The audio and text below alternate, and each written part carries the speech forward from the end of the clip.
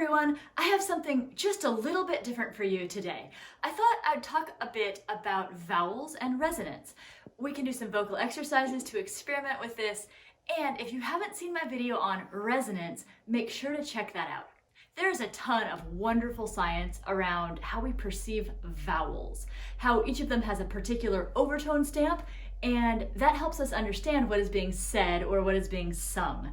When we add in additional singing variables like formants, it gets even more interesting. But we won't dive too far into that today. Today, I'd like to cover the basics and give you some ideas about how to practice what we're talking about. We'll be doing a lot of sensation-based discovery here, but I'll also talk a little bit about the mechanics behind that. First, I'd like to invite you to do some noticing. Let's sing me, me, ma, mo, moo. Go ahead and try that. Me, me, ma, mo, moo. Try to get into it slowly, just on one note, and I'd like you to notice the sensation of where you feel each vowel vibrating. Make sure every vowel now is distinctly shaped, and for this time, I want you to try to make them all very different. Try it. Me, me, ma, mo, moo. What you might notice about that is that these vowels feel like they sit in a different place. The E sound may tend to be quite bright, and many people feel that sensation towards the front of the mouth. The aw may feel rounder and naturally a bit darker. There are quite a lot of approaches to singing different vowels, but personally, I'm a fan of finding the commonalities and the similarities between them. That way, we will simply have fewer variables to deal with as we sing.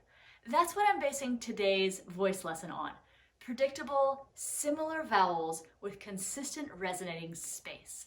I'll say here again that this is not everyone's approach, but I personally find it incredibly helpful for developing consistency so that when we're singing a musical line, one word or syllable won't pop out.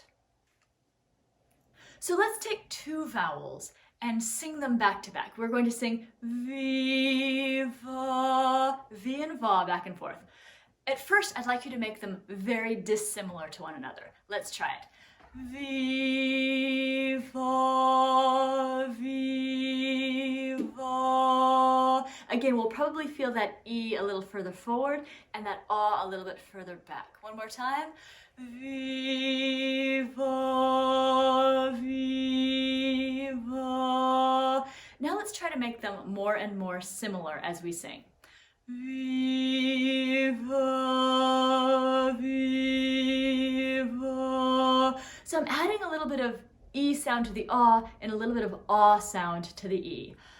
V, va, V, va, V. Now stop for a moment to think, how are you doing that? The short answer is that we make subtle adjustments in our vocal tract. So the vocal tract is the space between the vocal cords, or the glottis, up through the edge of the lips, and we can reshape those places subtly. So we're probably making subtle adjustments in the mouth and in the tongue to very gently modulate the sound. Maybe you're separating your teeth a bit more or a bit less, or maybe you're raising or lowering parts of your tongue. Your soft palate and the space in the back of your mouth may be adjusting as well. Now, I'm not going to explain the right way to do this. I'm just going to ask you to feel and experiment. I want to encourage you to be your own best vocal coach and really start to understand what's happening inside and how that changes what we hear and what we feel.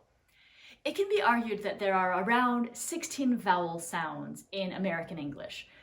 We're just going to focus on a few of those today.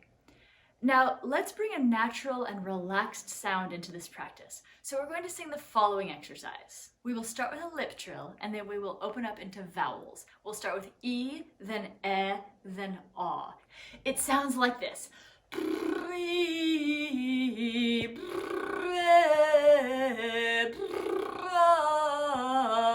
E, ah. Give it a try.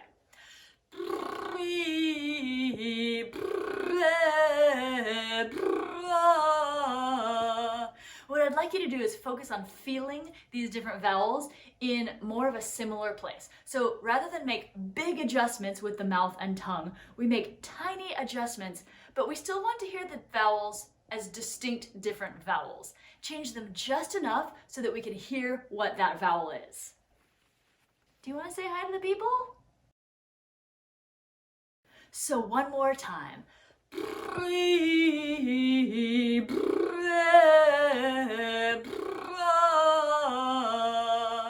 Starting on a lip trill like that really gets the airflow going and sets us up in a relaxed space. Next, let's pick a note in this chord. We will sing on vive va vo vu.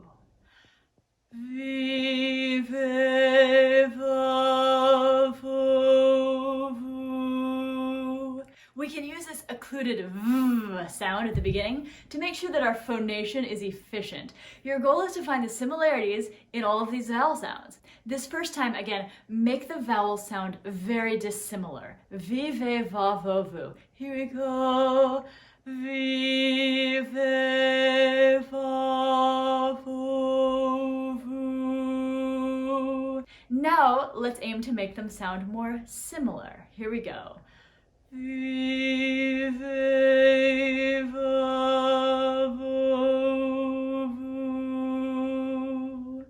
Notice what you're gently reshaping to do this. Now, the potential downside here is that we might get a little bit tense or stiff, so please take a moment to allow yourself to release and relax the jaw and the tongue. For this next experiment, let's practice slowly turning one vowel into another vowel. I'd like you to focus on, again, the sensation. Let's turn an E into an E, like this.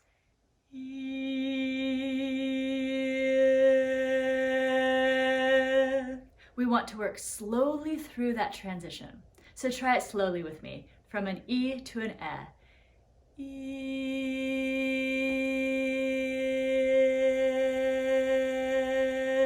If you find that there's a big clunk in the sound, like E, slow it down. See what's happening mechanically so that we can literally slow down and make smaller movements inside our mouths. Try it a couple times with me, or hit that pause button and try it on your own.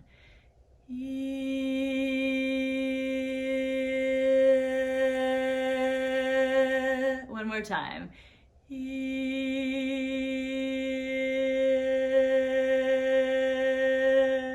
We can try that with any string of vowels that you want. Let's try 3 in a row. E, O. Here we go. E-O. Looking for similarity. Try it again. E-O.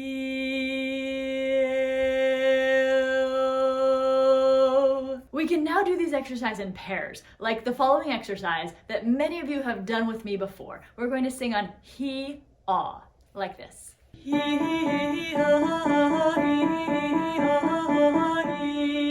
Try it.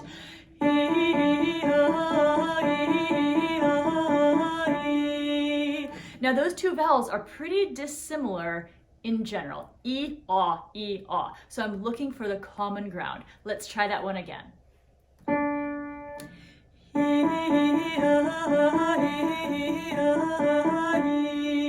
And sometimes if you feel like you're not quite feeling the difference or not quite feeling the similarities, go too far. He, ah, E. Then we can bring it back together. One more time. He, ah, E, ah, E. Where do you feel it? What do you notice changing? And how can we make those movements very subtle? Next, we can bring in additional vowel sounds like oo to eh. Let's try that same exercise. Hoo eh. Here we go.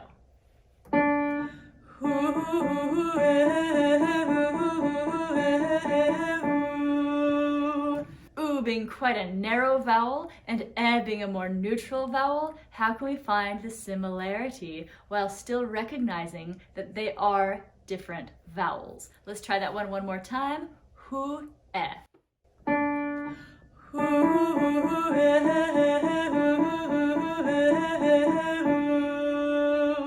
You can try this now on any vowel pair that you want to.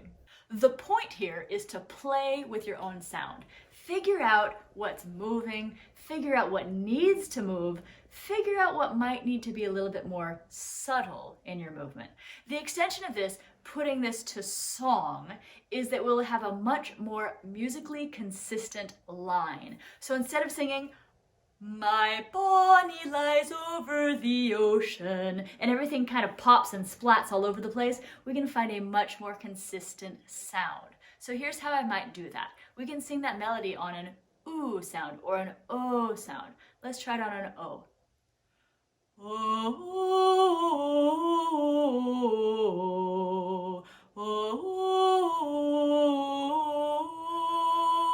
So that's going to smooth it out much more than it was with all of those different consonants and vowels interrupting and changing the airflow. Now next we can do it with just the vowel sounds. I-I-O-I-O-A. Let's try it. I-I-O-I-O-A. I-I-O-I. So I'm looking for flow, I'm looking for similarity as we do this. Our goal, again, is consistency. Now we can gently add in the consonants.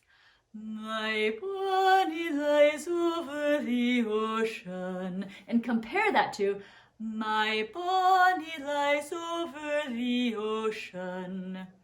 Both of those are choices. One of them might have a bit more diction, but the other one has a lot more flow and consistency. So before I sign off, I'd like to lay down a challenge for you to try this with a song that you're working on right now. Strip it down to a single vowel, or you can even sing it on a lip trill or a v. Then work through the vowel sounds for consistency. Then you can add in variables, like consonants or full words. Let me know in the comments what of this is working for you, what questions you have. I hope you'll support my channel by hitting those like and subscribe buttons, and I will see you next time.